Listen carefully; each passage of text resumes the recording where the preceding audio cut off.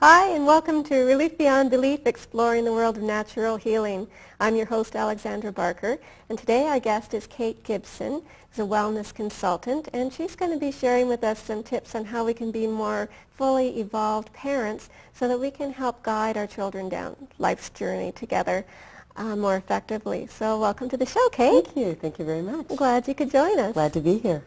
So we're going to talk about some of the things the difficulties that parents encounter with our children and how we can most effectively deal with those. Right. And since I'm the mother of a teenager, I'm going to start right there. Sure. Actually, my other children are all grown, and I have an almost 15-year-old left at home. Mm-hmm. And so dealing with the typical kinds of power struggles that go along with that. So what's a really good way we can define those boundaries without breaking our children's spirit and allowing them to grow and learn and develop, but really, keep it within our boundaries that are comfortable for us as parents. Right. Good question, and a commonly asked question. I think for me, first of all, is I always like to normalize things for parents, because first of all, when children become adolescents, developmentally where they're at is they tend to spark with the same-sex parent. So, for example, I gather it's your daughter. Yeah. And so in some cases it could be the son and the father. But generally, who's going to teach you how to be a woman but your mom? And so that's where the sparks are going to be at the most. And so number one is not personalize. Because as parents, our own self-esteem can be at various times of our own personal journey, can be a little bit vulnerable. And so what happens as a result is that our kids, their normal developmental phase that they're going through, we can really personalize that and take that on. Like, I'm not being a good parent, there's something wrong with me. So number one, I tell parents is really don't personalize it, because I call these the alien years. It's kind of like, an alien ship has come by and picked up the other child that you knew and taken them somewhere. We don't know where that is. And it ends up that this other human being has come back. And not that this human being isn't nice, but they're certainly not what you're used to. Because it's a time, and power struggles is a really, for sure, a big phase that they go through. Because it's like they're looking behind themselves and saying, are you still back there? But at the same time, I'm an adult. Like, let me grow and let me do. So they're really, in many ways, they've got this constant confliction going on, because their bodies are saying they're not an adult, but their minds are saying, I'm an adult. So it's this constant clash that they're having. And so I think the beautiful part of adolescence is that kids are out there. They're really demonstrating what's going on in their inner world. You go down the street and you see these kids with these funky hairdos and, piercings in places, I'd rather not know about. But I think that what I'm finding is that it's a time of self-expression. Who am I? What am I about? Where have I come from? And who do I want to be? Well, and then, of course, we end up later at that place, too, at midlife crisis. Yeah. Right? So really, there shouldn't be problems that way, because we're probably going through those things at the same time. Exactly. Right? We should be supporting each other through those It's processes. true. It is true. And I think where, for example, I'm author of Parenting Through the Eyes of a Child video, and in the video I talk to parents about the whole thing about structure is very important, for sure, consistency is really important, but probably the biggest thing, and I think for sure during these years of adolescence, is that I need to really up my self-care. I need to really know who I am, and if not, at least spend time on that part of my journey, because I'll guarantee our children are always mirrors of what's going on inside of us. So the more that I'm in touch with who I am and my own personal journey, the more I can guide my child or my children through whatever developmental stage or phase that they're in. Well, that sounds like really good advice. So how would they go about doing that? Say, if you're busy working one or even two jobs and, holding down the house, doing everything else that goes along with parenting, right. How do you take that time to really decide, okay, who am I? Really? Right, who am I? Number one is I think that we talk to people that we trust. I think for a lot of people, we tend to keep things inside and we do this inner journey, and then we don't realize till we're at a breaking point or we're feeling stressed out that all of a sudden we divulge what's going on inside of our hearts and inside of our heads. And that's when we realize we're not alone, that it's very normal for people to sort of question, am I doing what I'm supposed to be doing? Is this my purpose? Am I right where I'm supposed to be? And I think part of it is, number one, is talking about it. Talking about that, yes, I am questioning some things and wondering where I fit in the big scheme of things. I think for sure that self-help sections in any library and any bookstore now, they're they've got their own huge section, where before it used to be this tiny little section, and where is it? Now it's just sort of taken on a life all its own. And I think that that's really helpful. I think we're now in a day and age where it's much more acceptable for people to go to a retreat, a silent retreat, go for a day, go for a weekend. There's things that are much more manageable financially. I know that even in Coburg, where I'm from, they've got this St. Joe's Villa, which is run by feminist nuns that are pretty really cool ladies, and it's like a nominal fee. They do it like $15 for the day, where you go in silence and you just allow opportunity for reflection, and that they're available, they're trained individuals to assist you through that journey. So that, I think, is helpful. I think that again, reading is fabulous. Tapes are wonderful. There's so many seminars and workshops that are out there. One that I do that I love is called Come Home to Your Authentic Self. And it really is about me, because it's about my personal journey in getting a sense of who am I, and where do I want to be in the big scheme of things. And one of the things I frequently say to people, both in my life coaching part of my business, but also through my seminars, is about, are you doing things your way? And a lot of times we're not. Well, what does that mean exactly? I mean, when you go to work, you have to do things your employer's way. Exactly. If you want to keep your job, then usually when you're in the home, you're doing things around, okay, you have to think about the husband, and you have the children, and doing things their way. Right. A lot of considerations. Mm-hmm. Well, I think that the best way, again, because I think the two marry together, is if I allow myself some time to step off the stress treadmill, that's the time that I can reflect to sort out, what is it that I want to do with my life? And so I always give the analogy, which I think really fits here, is that what happened when you were very small and you were learning to tie your shoes? People said, do it this way. You went to school and they said, do it this way. Oh, no, no, no. It's got to be in the box. You've got to, no, your crayons, they're outside the lines. That's not supposed to happen. And so you go on possibly to college, university, you become an at-home parent, whatever it is. Society, our organizations, our workplaces, wherever says, do it this way. Well, I'm convinced that midlife crisis isn't by accident. Yeah. It's because we lost what our way is. Yeah. So part of how we do that is we step off the treadmill and say, okay, so if the sky was the limit, what would I really do? What would I really like to be? What makes me excited? What makes me passionate? And sometimes it's about, taking the calendar and just sort of in your mind and flipping back to when you were a child. I always wanted to do this. I wanted to be a dancer. I wanted to be a comedian. I wanted to be a doctor. I wanted to be a firefighter. So you go back and you start to think about things. So some people say to me, well, but I'm 55 to be a firefighter now. No, but perhaps not that, but maybe you want to be something that maybe is connected. Maybe you want to help out with fire safety and maybe going around to the schools in a voluntary capacity. So it may not be that exact thing, but it may be a stem or an offshoot of what it is you wanted. So I think it's those little simple things that can really make a difference for all of us. But we're in a quick fix society. We wanted it yesterday. It's kind of like if there could be a drive-through where you pull up and say, okay, which one am I? And press this one. Supersize the self-esteem. There it is. That's right. That's right. And I think that it takes work. It's about, it really is about saying, all these years I've been doing it their way. I've been doing, the house a certain way. I've been, providing the meals. I've been doing, like you say, the 2 jobs. But in essence, really, is that what you want? And if not, why not? I have met so many people, Alexandra. It blows my mind.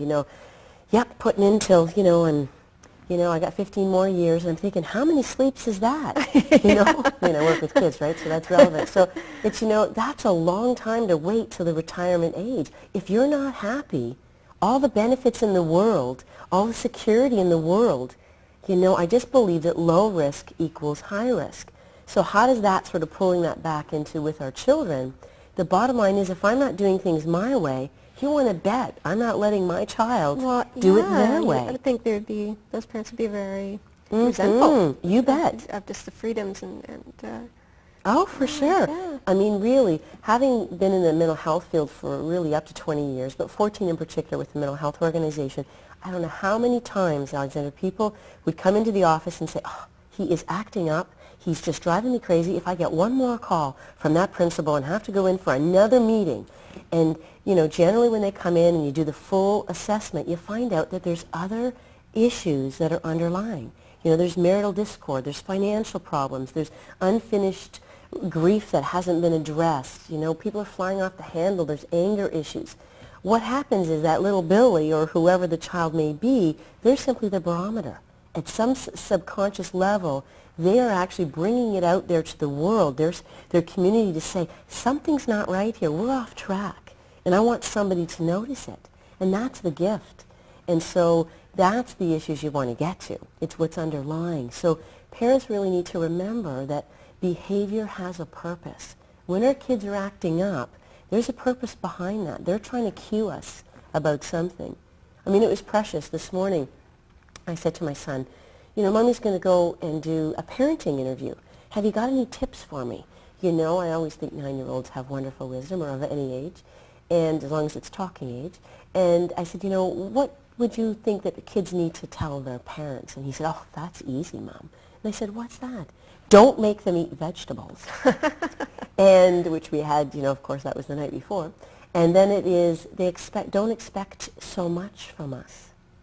Now that to me was a beautiful window which will open up more dialogue for him and I tonight, because I need to hear from him, what do I need to lighten up to be able to make, because it doesn't matter, my first reaction when I heard that was, well, all this homework we've had to work on, I didn't create the rules, and and I'm just simply here to guide you through it, and it's the schools. It'd be easy to go into the blaming, but all I need to hear is from his little world, in his perspective, he's overwhelmed. There's too many things that he has to do. And so I need to then take that as an opportunity then to open up a conversation to say, how can I lighten that up for you? What is it in our... He doesn't need all these extracurricular activities. Maybe just a couple of nights just home with Mom would be... Exactly, just to be. I mean, we're creating these human doers.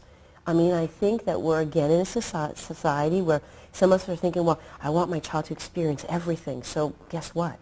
You're in the car 3 or 4 nights of the week, and they're here and they're there, and we'll not only have music, but we want them to be well balanced, and we want them to have sports activities, and then of course we want them to experience something in the way of volunteerism, perhaps to give back to the community. And we're wondering why our kids have got colds and flus and bugs. It's because it's directly related to that lack of balance. So if I don't again check in with myself, and am I having balance in my life, then guaranteed my child will or won't, depending on me, because I set the stage, I set the climate for whether this will be a thriving environment or whether this will be an oppressive environment. Okay, so what are some of the first things that a parent should sit down and do then? Say you want to really open up a dialogue, and not every child is open and receptive to that. Sometimes they just kind of get to a certain age where they're talking to their girlfriends and stuff rather than talking to their moms and that kind of thing. So what's really a non-threatening way to kind of invite them to share more without being like you're prying into all their, You're interrogating. their corners of life. Yeah. That's right. Yeah. Well, I love this line, is treat our children as if they're guests. So when you think about a guest coming to your home, what do? You're very aware of the environment. Are they comfortable? Is there anything that they need? And so what happens is we turn on our best. We turn up the volume on the best part of who we are. The dilemma for a lot of us is that we let our hair down so well when we are with our children and our partners or our mates, is that we forget that part of being really kind. I think our children give us many invitations. I think that the door is open for our adolescent. They're flung in the bed. They're listening to their music that normally drives you crazy. And so I think it could be a little Relief Beyond Belief, and talking with Kate Gibson regarding parenting and how to be more emotionally available to our children. And you said something very interesting earlier, just before the break, about how, just treating your kids like guests. Well, I can see that being a good idea, but you don't generally ask your guests to take out the garbage or, clean the bathroom or pick up their laundry or those kinds of things. So, I mean, within some, yes, it's very nice to, always be on best behavior with family and that sort of thing too, but really in reality, I don't know how well that's going to always work. So maybe we can talk about practical approaches for You that. bet. I think, again, as far as by saying about treat your kids like guests, I'm not saying that, of course, we don't let our hair down and we don't show who we are. What I'm simply saying is that sometimes it's easier not to put the same effort in when it's our family and it's our partners. So the way I look at it is, let's say your child's going through a particular phase and they're not as open, they're not as sharing, as you were mentioning earlier, because perhaps they're going outside the family to be able to get those needs met. And that's very typical, by the way, for adolescents to do that, because all of a sudden family goes, oops, and then friends come here, and there's a whole bunch of other things, and usually grooming is somewhere on the top as well.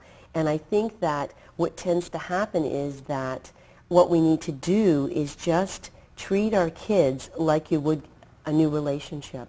Getting to know somebody. What do? You go in there with no expectations. You simply say that I'm just going to go slowly here, and I'm just going to make sure the person's comfortable and share a little bit about myself, of course appropriate, for our children. And then also I'm going to make it fun. I'm going to make this a fun experience. It doesn't have to always be headspace stuff about, did you do your homework and what's going on here and, what exactly will you be doing on Friday night? That kind of thing. I think it can just simply join them where they're at. So if it's a 9-year-old and he's, really into playing games, and you think, geez, I don't know anything about, playing the Nintendo and stuff, ask, would you show me? Would you show me how? Let them be the teachers. Yeah. With adolescents, for example, oftentimes music is a very big part. It might be clothing, depending on if it's male or female. Again, it could be a particular type of music. It could be a particular sport. Joining them where they're at is wonderful. And every opportunity that you can be the teacher really gives you a 1 down, which really gives them a 1 up. And I think that's wonderful, because kids are so often in positions where they're not heard. And I think that it's really important to give them that really safe environment for them to be able to feel heard. Because I think about being emotionally available is literally doing what you're doing right here, active listening. I mean, it's that simple. Yeah. There's a wonderful book called How to Talk So Kids Will Listen, How to Listen So Kids Will Talk. It's also in a tape version, and I love that one. Barbara Coloroso? Not Barbara. Barbara doesn't have that particular one. That's a different author. And in that particular tape and book, it's really about squaring up with the person you're talking with. It's about remotes have to go down. Distractions are turned off, TVs, radios, cell phones, all these things that are happening in our day and age. And you're literally present for your child. So when the phone does ring, you're not getting it. Even though your favorite program's coming on, you're not going to attend to it, because you're going to show your child that they matter. And it's simple things like listening. And I love the open-ended questions. Something like, so what was that like for you? And just, The beautiful part, I think, of active listening is you're not commenting. People see it as very difficult because we're in a day and age where we always want to give advice. I think it's quite simple. It's just a matter of acknowledging, that's hard for you. Wow, what was that like that she was talking to the guy that you really liked, and she knew that was the guy that you had your eyes on. So what was that like for you? I think I would have been ticked right off. So what you do is you join them in their world. And it isn't anything like this huge, like a parting of a sea, like, wow, what a bonding moment. But you never know what you've planted in the heart of your child. And so that's how we do it. We do it very slowly, but we do it in very subtle ways. And then, of course, those accumulate. And so when the big stuff happens, what you've done is you've now set the climate for your child to know that they can come to you when they're feeling really overwhelmed.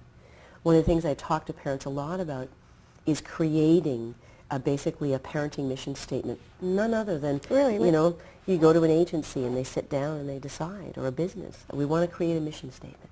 Same thing for parents. I think it's important to know, step off the stress treadmill and say, well, what kind of footprints do I want to have in the life of my child or my children? What sort of things are really important to me? And that's going to change, and that's going to evolve like that of a business.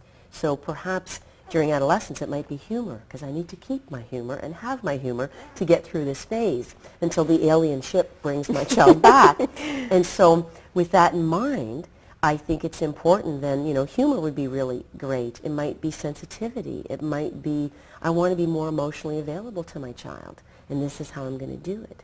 So that's the beauty of mission statements, is it really helps us to take the zoom lens and to really just say, okay, yes, for right now, this is what I really need to do. Billy is demonstrating this right now. He's showing me through his behavior that maybe his self-esteem is really low. So what sort of things do I need to do to assist him with that? Well, part of it is I need to have a good self-esteem for myself. So I can't give it if I don't have it. So that's one thing. I need to check in with myself and do my own inventory. Secondly, I think it's really important is how can I find moments in my day with Billy to be able to say, wow, that is really amazing. I'm curious why you picked orange for that. So again, the more specific you are, the better. Those kinds of things, that kind of validation, that kind of observation, again tells your child that you really matter. And so that's what I think really helps us to be able to take that gap and then bring it so that you're closer. Okay, and when we started off, we were talking about dealing with adolescence and boundaries, and getting some that you can both live with. So I don't know, I recall now reading about parent-child contracts where you sat down and kind of, do you do that in your work, or do you recommend that Sometimes, sort of yes, tactic? it can happen. Now, it really depends on the child. Every child is so different, you know. For some, it can simply be a verbal contract and saying, we seem to have a real nightmare in the morning. How can we make this work better? Well, you might sit down and you create a bit of a routine. During this time, you get to be in the bathroom. During this time, I'm in the bathroom. And so we don't violate that. It can be simple things. I realize that the phone is ringing off the wall, and you know what? It's not for me. It's for you. And so, how can we make this work for both of us? So it could be, well, you know what? I'd like to get my own line. Well, okay, what's your plan? How are you going to get there? How is that going to work for you so that you can then contribute or be able to pay for that bill? I think the big thing is, what's your plan? I think it's important for us to put it back in our child's lap, depending on the age naturally and cognitively where they're at. What's your plan and how you're going to make this work? I think the number one thing is that I say to parents, to have formal or informal meetings every week is really, really important. That certainly includes breaking bread with our kids. Again, we're a fast-track society where everything is, everyone's on the run. I think we need to break bread minimally one day, at least once a day with our child, so that we can see their expressions on their face, because their words might say one thing, but their eyes and body language may be something radically different. Right. So I think we need to have those check-in times. I think to have where we can turn off all the distractions and say, let's do a bit of a check-in. How are we feeling about our family? What could we do differently? I think that's really important.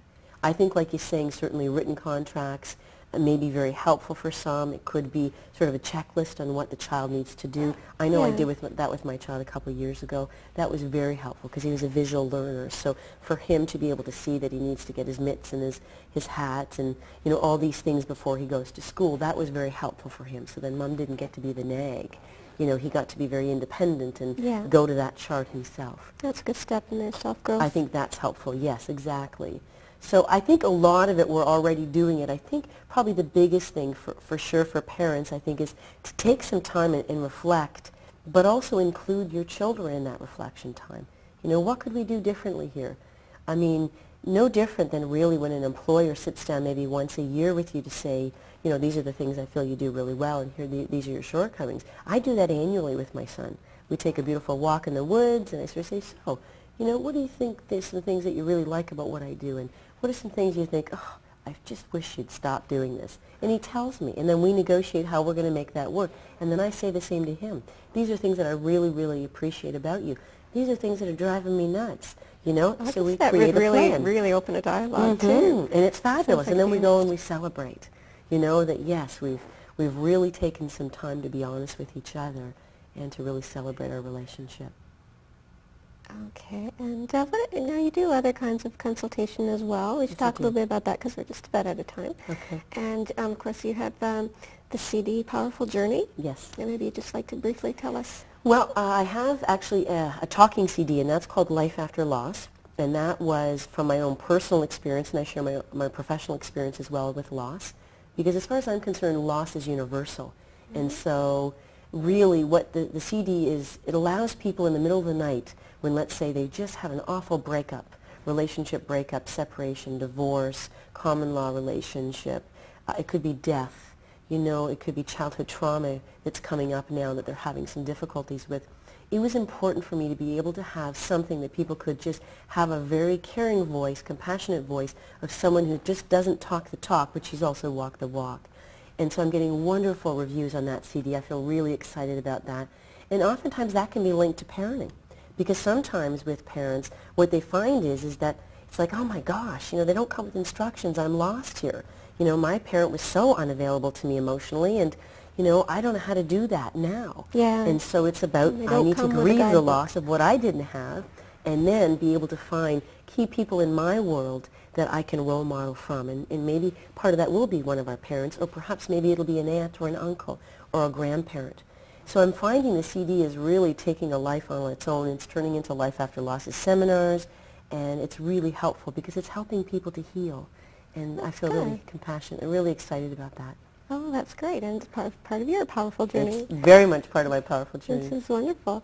Well, we've got just any final thoughts to leave parents with, just any other practical tips that we haven't covered. I know you covered a lot of material here today, but I guess, yeah, just taking that, to summarize, just taking that time to really do some soul searching themselves so they're not automatically clashing because they're resentful that their child is pursuing a life that they want, meanwhile they're stuck in a rut doing stuff that they're going to hate for the next 15 years or whatever. That's right, that's right. So that's really, really key, I think. And if you're in against something insurmountable, then you seek out someone such as yourself who can sit down with both parties. I assume you would talk with the mother or the parents and the children. Most definitely. And I think, I guess, like you're saying in summary, I think it's just really important not to take it so personally. You know, I'm one of these parents where I got to lighten up more.